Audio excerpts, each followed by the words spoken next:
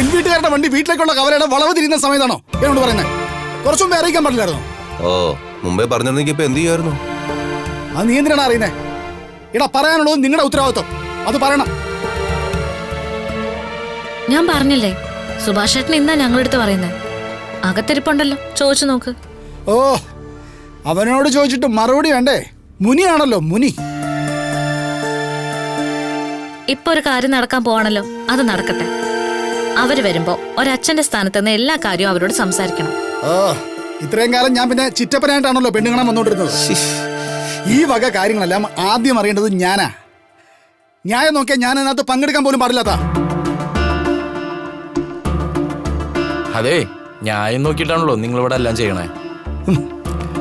ഒരു കുട്ടിയെ കണ്ടെത്തി ഇതെല്ലാം നടത്തി കൊടുക്കേണ്ടത് ആരുടെ ഉത്തരവാദിത്താ?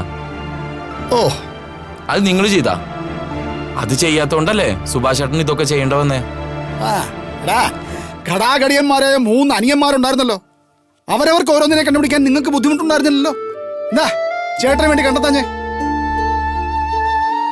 മതി, ഇനി അതും പറഞ്ഞ് വഴക്കിടണ്ട. പോയി ഫ്രഷ് ആയിട്ട് വേഷം മാറി വാ. അവരെന്താ എന്നെ കാണാനാണോ വരുന്നേ? ഞാൻ വേഷം മാറി റെഡിയായിരിക്കാൻ. വെറുതെ തർക്കിക്കാൻ നിൽക്കല്ലേ. ഞാനിപ്പോ എന്താ വേണ്ടെന്ന് പറ. ചെന്ന് കാലും മുഖമൊക്കെ കഴുകി ഡ്രസ്സൊക്കെ മാറ്റി വാ, വേഗം. ഓ ശിവനെ.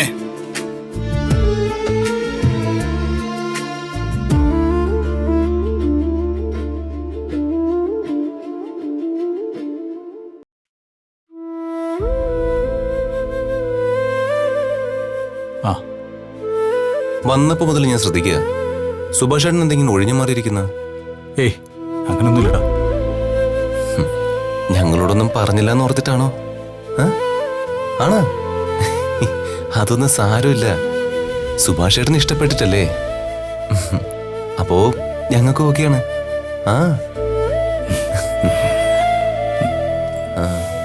എന്തു പറ്റി? എന്തോ വലിയ ടെൻഷനുള്ള പോലെ. അവർക്ക് നമ്മുടെ വീട് ഇഷ്ടപ്പെടുമെന്ന് ഓർത്തിട്ടാണോ ഇനി? അതൊക്കെ ഇഷ്ടപ്പെടുന്നേ, ഉറപ്പാ. ചേട്ടാ, നിങ്ങളൊന്ന് ഓക്കെ ആയേ. ദേ അവര് വന്നെന്ന് തോന്നുന്നു. എനിക്ക് വാന്നേ, നല്ല ഹാപ്പി ആയിട്ടിരിക്കണം. വാ.